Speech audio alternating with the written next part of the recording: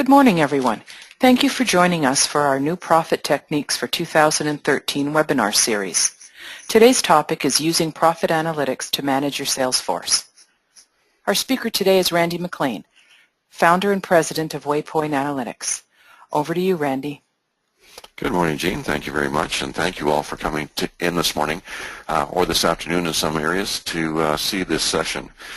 We're particularly excited because WayPoint has been instrumental in driving great sales and profit growth in many companies, and we would love to spend some time with you this morning sharing the techniques that are used to be able to get a better profit level out of the sales that you have and grow your sales, and at the same time improve your customers' profitability.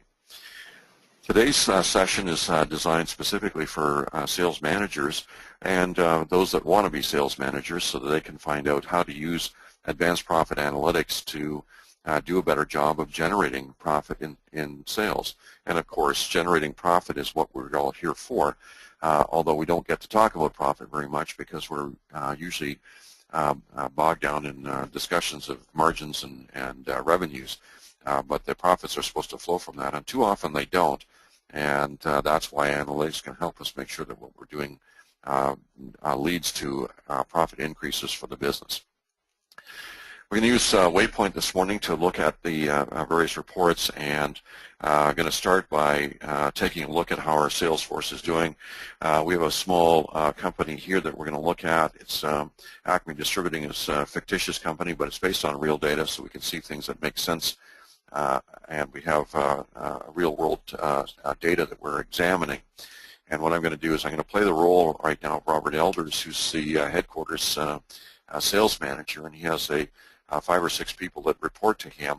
And I'm going to play his role in looking at how to manage the sales force that he has.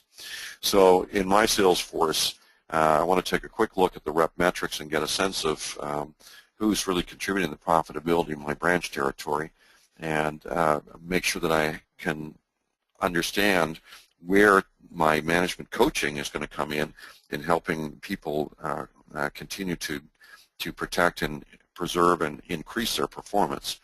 So the first report I run is a rep metrics report, and what this does is give me the information on my sales force so I can find out where they're performing. So I have revenue, I have gross profit and gross margin, I even have a gross margin per invoice, I have the expenses that the accounts incur, and the NBC, or the net before compensation number that we're striving for.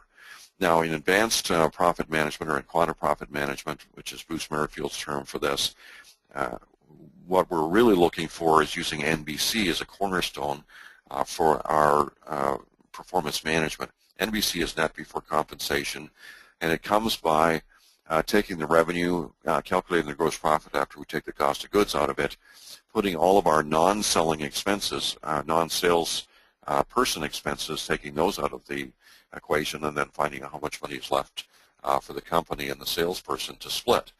And so, and anybody can make a version of their P&L to do this, even if you don't have WayPoint.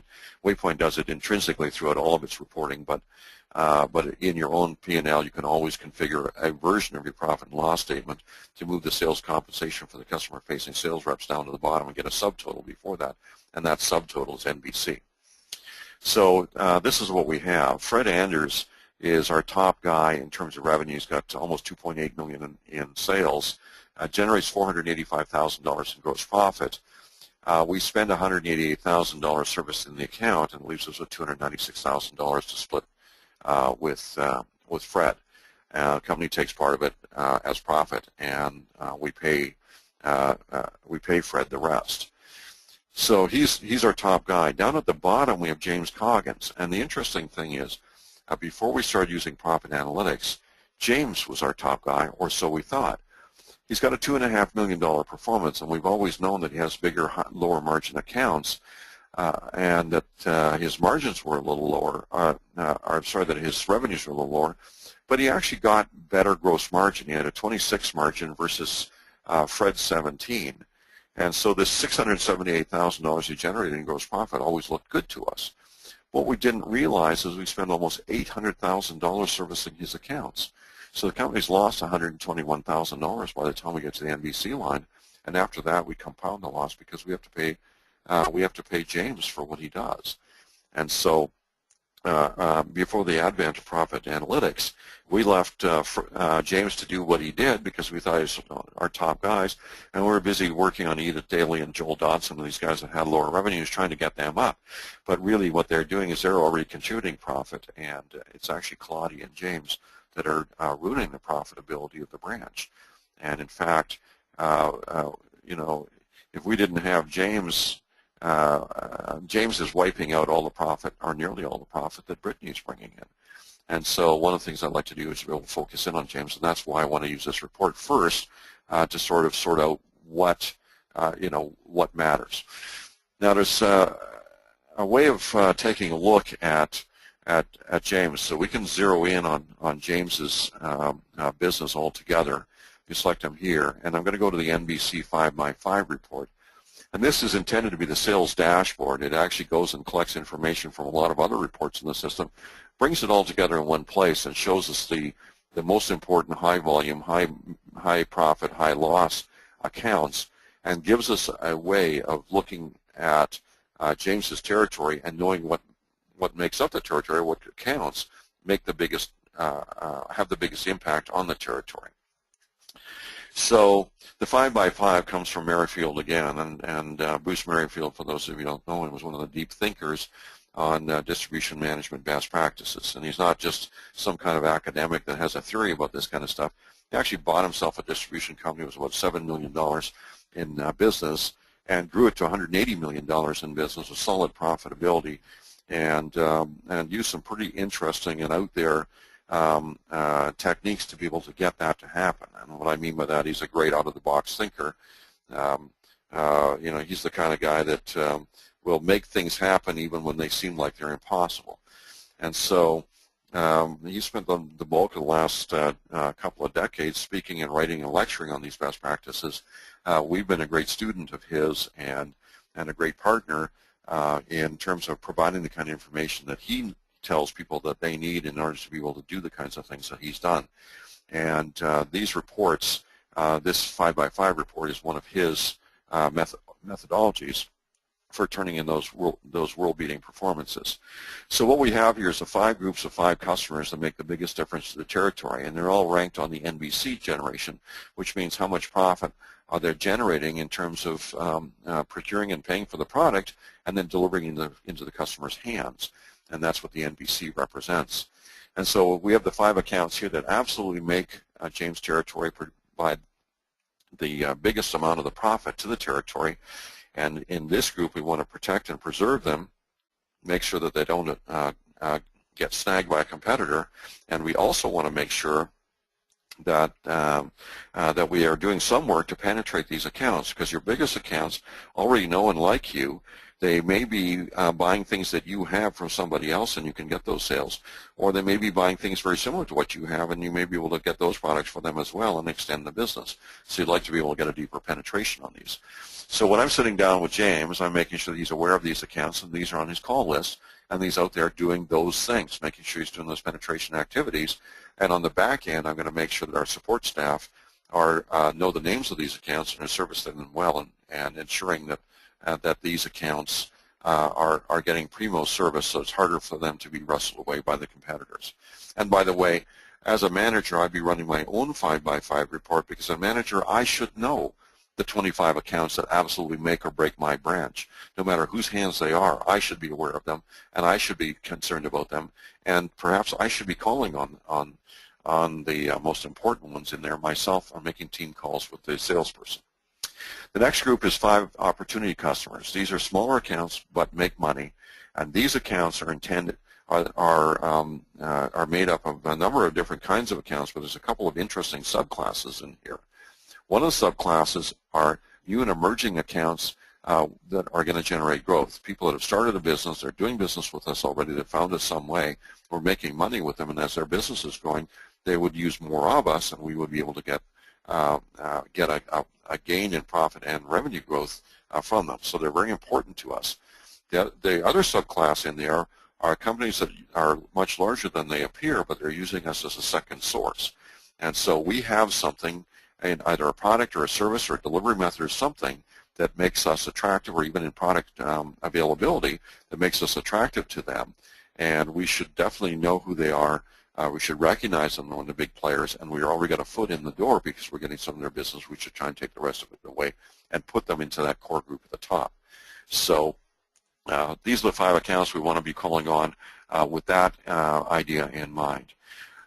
The 5 accounts down at the bottom here are the 5 most costly customers, the ones that are absolutely destroying the profitability of this territory. These need immediate attention to find out what's going wrong with these accounts and why it is that we're losing money. And we're going to get into a little bit of what we do about this thing, but the main principle is here that we know who they are, and we're beginning to formulate a plan to do something about it. Then we have the 5 fastest growing customers. These are the ones that have provided more profit this year in this period, whatever period we've selected. In this case, the whole year, but it could be a quarter or a month. It'll compare back to the previous, or the quarter or month from the same time the previous year. We should find out how they're changing. And these are the accounts here that are actually giving us profit growth in the territory. So they're very, very important to us. They're the ones that are going to give us gains, make the branch bigger, make the territory better, make the and make the company better. So we should know who they are, and we should be servicing them and then trying to capitalize on what we're getting from them. And then we have the 5 most significant declining customers. And these are the ones that are going in the opposite direction, and they're destroying the growth that we have in profit and revenue. And this is our early warning system to find people that are being wrestled away by a competitor. Something's gone wrong with the account. They're going out of business. Whatever it is that's happening here, we need to know about it, and we should be trying to do something about it. So James has about 60, 70 accounts in his territory, but these are the 25 accounts that really matter. And I want to make sure in the next 25 days that these 25 accounts are all on the agenda and we're doing something with all of them. So we don't take our eye off the ball and we're not focusing or losing our focus on the things that really matter to us. So when I'm sitting down in my monthly session with James, these accounts I'm discussing all of them in detail, trying to strategize what we're going to do about them. Now, some of the bigger ones, if they happen to be on my 5x5, I'm setting up on my personal 5x5 for my branch or for, my region or my district, whatever. I'm starting to think about doing team calls with these guys periodically to make sure that I know what's going on with the customer, that the customer doesn't just belong to the sales rep and might walk out the door if the rep leaves, and make sure that I have some contact with them as well on my personal 5x5. On the right-hand side, we get a sense of how things are changing, and we've separated out the things that we want to increase at the top. We would like year-over-year revenue go up, gross profit, gross margin, NBC, and net profit. We would like all of these things to increase. In James' territory, only a few of them are. And unfortunately, profitability elements are going down, and significantly down, and this is not good. This is a bad sign for the territory. Down here, we have the transaction accounts for orders, invoices, lines, and shipments. These orders coming in, the invoices are being written for the product of the customer, the number of lines that are on the invoice, and the number of shipments we have. We would like all these things, if the revenue and other things are staying the same, we would like these things to be going down. We would like all of our customers to be buying, if they're only going to buy the same amount of product, we would like them to buy it on fewer orders and have fewer shipments and fewer whatever, because that means the cost of doing business with those customers going down. That increases our profitability, and it also increases the customer's profitability, because they have an analog for every cost that we have. For when we're paying somebody to put an order in the system, they're paying somebody to create the order for us to put in the system. When we're paying somebody to go and collect all the stuff together and get it into a box to ship out to them in the warehouse, they're paying somebody to take it off the truck on the other end and do whatever they do with it. When we're paying somebody to write an invoice out to those people, they're paying somebody to take the invoice out of the mail and get the invoice into the system so it can be paid. And when they're paying somebody to write us a check, we're paying to receive the check, mark it off, and put it in the bank. So we have these people costs on both sides of the equation all through the channel. And when people are talking about logistics, and you've heard a lot of buzzwords about just-in-time and all the rest of the stuff and supply chain management, that has all been the fancy term for reducing the amount of cost that we have in doing business with each other. Because the more cost our customer has doing business with us, the more cost they have to offset in their own sales, and it affects their profitability. And so whenever we can reduce the channel costs on both sides of the equation, we make ourselves more profitable by paying for fewer resources to do the same amount of business. and the customer does as well, and they become more profitable at the same time. So it's a win-win scenario when we're doing this, and so it's very important for our salespeople to recognize this, for our customers to recognize this, and for us to work with them to basically get as much product as we can to them at the lowest possible cost of procurement for them and for us, so that we can improve the profitability on both sides of the equation. We've got some really good metrics at the bottom here that we can also use to evaluate sales territories. The first thing is the gain or loss ratio, which is an attrition ratio in the territory.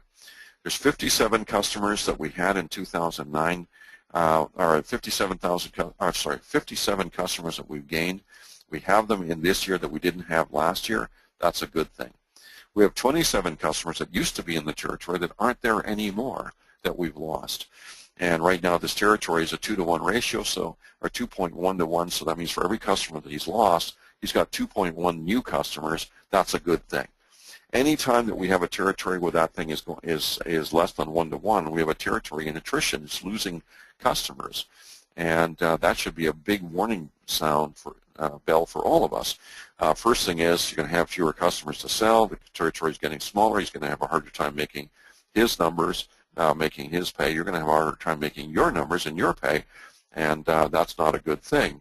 And where that's a chronic condition, that can be very, very concerning, because you may have a rep that's whose performance is actually driving customers away, and that's something you certainly want to be able to recognize and prevent.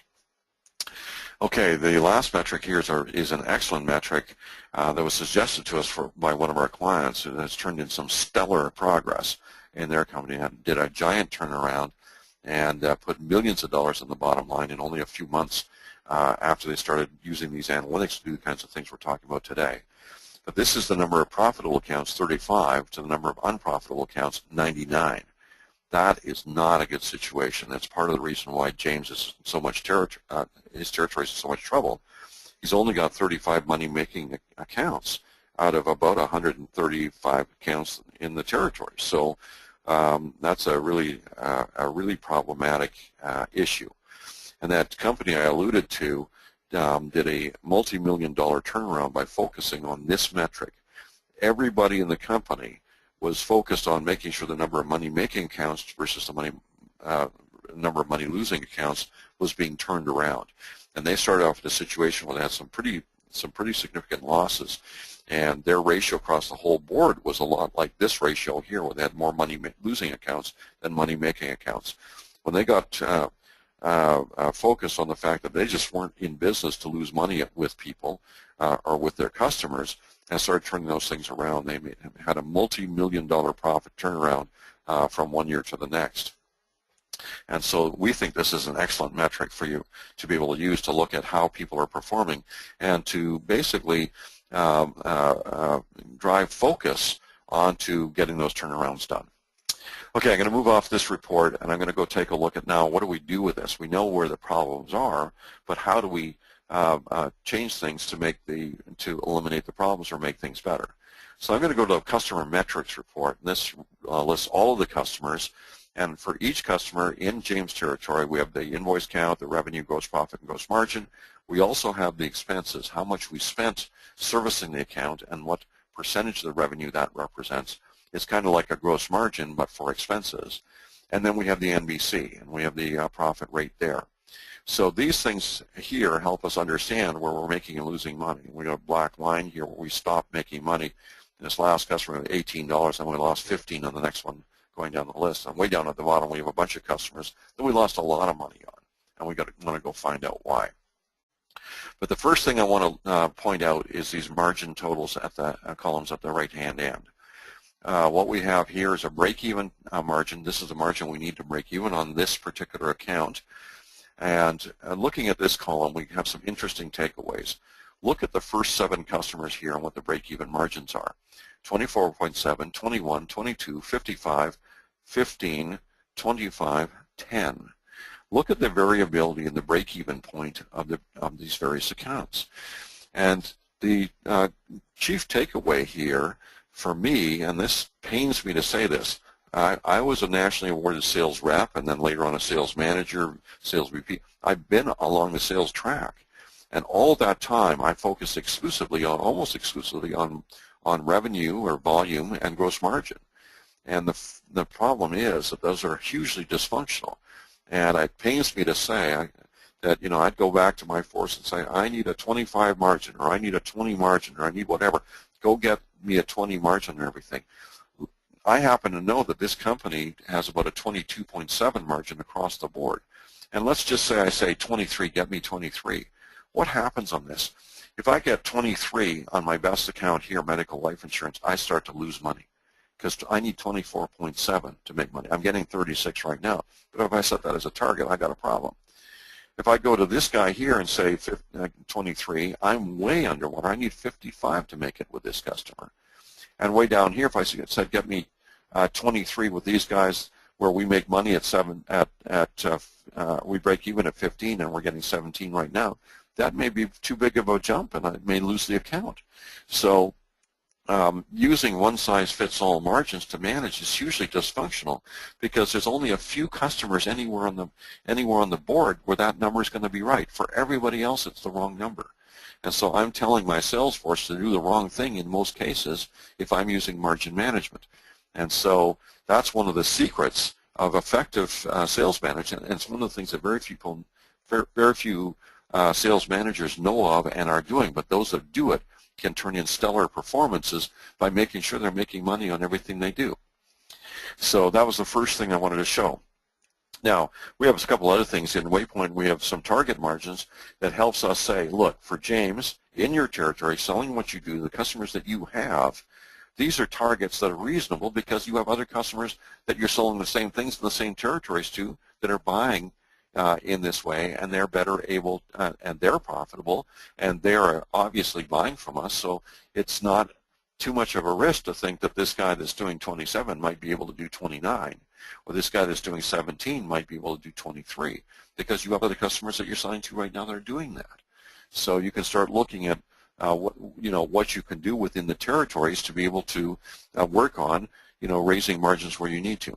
Now, the real core reason why there's so much variability in the break-even point is because the expenses are so different. Medical life, we spend almost 21% of the revenue that we get for them on the expenses of delivering the product in their hands. Down here, BAA Pittsburgh, we only spend 8% of our revenue delivering to them. So we can afford a lower margin. We have a lower break-even point. And, for guys like this, if we got into a competitive situation, we could afford to discount if we had to save the account without going underwater. So we can make an intelligent decision on that by having a better insight into this kind of thing. Now, zooming down to the bottom, we got some money-losing customers, and we can take a look into them. Stokes Merrill is my favorite victim down here. It's a $250,000 account that we're losing almost $9,000 to servicing them. Now, why is that? Well, we can get in and get a profit breakdown, and using Bruce Merrifield's methods, quantum profit management, I look at the business totally differently nowadays than I did 10 years ago or 20 years ago. Right now, I don't care this is a $250,000 account. I said that because that's interesting and it perks people's ears up. The president and CEO certainly pays attention to that. But ultimately, what I care about, the first number that matters is right here. This account generates $58,000 of gross profit at a 21.5 margin. So this is what this account is worth to me. It's $58,000. And all I have to do a good job here is spend less than $58,000 servicing the account. Unfortunately, we're not really doing that. We're spending $38,000 making 762 trips to the bins to pick the stuff that we need on all those invoice lines, and it costs us $50 to have the warehouse, have the inventory in the bins, have somebody there to get the inventory out, box it up, and get it onto the truck. It costs us $50 per line item to be able to do that. And so we spent $38,000 doing that. So then we have 203 shipments going out. And 234 invoices. And there's only 260 working days in a year, so that means we're sending these guys a shipment and an invoice just about every day. And because of that, they're taking small amounts of product. So look at this. Our cost to serve on this account is $533 per invoice by the time we pay for everything, including the sales rep. We're only bringing in $394 per invoice in gross profit. So there's the problem. And just backing this up, We have an average invoice of $1,830, and it needs to be $2,474, let's say $2,500 to break even. Knowing that one thing alone, sales rep can go and start doing something with Stokes Merrill. Say, hey, you know, you guys are getting in the truck almost every day. How about if we send them out Monday, Wednesday, Friday? And we'll just, you know, consolidate these orders, ship them all out to you, and we'll have fewer picks. The guy won't be going and spending $50 going and picking $34 worth of product anymore. And ultimately, as a sales rep, I could go to the account and recognize that they have all the same account costs and say, did you know that you're spending $67,000 a year buying $276,000 of product from us? And we have some ideas how we can reduce that. Because, you know, you're sending your guy in, you know, to get the stuff off the truck, and he's only getting $3 worth of stuff off the truck. How about if we get at least enough to pay for him coming off the truck, so he's not wasting your time and essentially causing a loss for you? So we're doing this with other clients like you, like to do it with you too. So we have a message there. Okay, there's some other things we can look at. When you have advanced analytics, you can also look at what you're selling and what you're making and losing on each one of the SKUs. Over here at Stokes Merrill, we made $3,600 selling them 84,000 feet, nearly this rolled news. But down at the bottom, we lost $3,800 selling them 41 of these non-woven warehouse pads. And at a 13.4 margin, and that's not particularly healthy on an account that has a higher average than that. And obviously, we're losing money on this item. So we can scan this and find out why where we have we're shipping on an order that has $133 on it. Of course, we're losing $66 for having done it. We can just see what's going on here and see what's wrong with it. Okay, taking to the final thing, and this is maybe the most important thing of the day, is the profit deltas, how things are changing across time. And frankly, if you're a sales manager, your primary job is to make sure that the territory, the branch, whatever it is that you have is better this year than it is last, or was last, and better next year than it is this. That's your job. Doesn't matter what else you do. Everything is in service of that goal. You need to have a delta report so that you can find out how you're doing on that front, because it's the only way you can manage that thing. Frankly, you're not going to be impressive to your boss if you turn in a performance even worse than it was before, or even the same. And if you're not managing for difference, how are you ever going to get a difference? So this report does that. For every single account from the James territory right now, it shows last year, this year, same period comparison, whether we're looking at a month or a quarter or a year, it's looking at the same thing last year to see how it's changed. And the profitability of the NBC is the most important thing. And look at what we have in the top 5 here. A money-losing account that's losing less money because we're doing less business with them, $15,000 to the good. That actually makes the territory $15,000 better, believe it or not. And so that's a good thing. We have an account here that we're increasing the business with, and we've gone from a loss to a profit, $4,400 profit swing. That's good. We have an account here that's brand new with a $4,000 profit. That's good. These are the things that are actually making the territory better. We're reducing losses one way or another. We're changing losses into profits, and we're bringing in new things that are profitable. Those are the kinds of things we want to do, and we can see that it's happening here. Down at the other end of the list, we have the Converse. Here's a big account down here that we lost $21,000 on last year. We're doing more business this year, so we're having a bigger loss, and we got a $19,000 poorer profit in the territory because we're doing more business on a money-losing basis with this account. This is killing the territory. $19,000 profit swing. It's wiped out everything that we did good in the first 2 or 3 customers at the top of the list. And this is $19,000 we have to make up somewhere else just for the territory to be the same. So this is something that's really critical. Then we have Metropolitan Bank. We used to do a lot of business. Their business is dropping off. $18,000 of profit we have to make up. Here's a company that's gone from making money to losing money, and here's a brand new account that we brought in that's a money loser. These 4 accounts down here have wiped out nearly $70,000 of profit in the territory on just 4 accounts. And in most companies, nobody's got their eye on this ball. And so it's very important that you get this information so that you can manage it, so you can help your people manage it, because this is the secret to profit gains.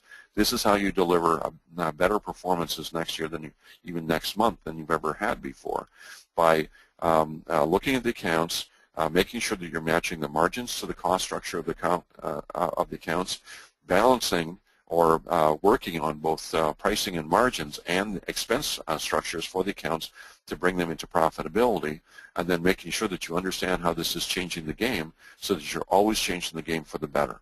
And that's how you turn in a superlative performance and how you rise to the top of the pack. So at any rate, this is our session today. We encourage you to get advanced analytics, or if you don't have them, if you already have them, use the advanced analytics you have in these ways to make sure you're super focused on the things that are actually changing the business to make it better.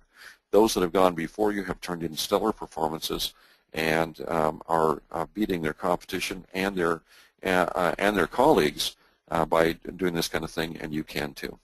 So anyway, thank you very much for this. I'd be delighted to speak more with you about these things. We have contact information. We'll send out a follow-up.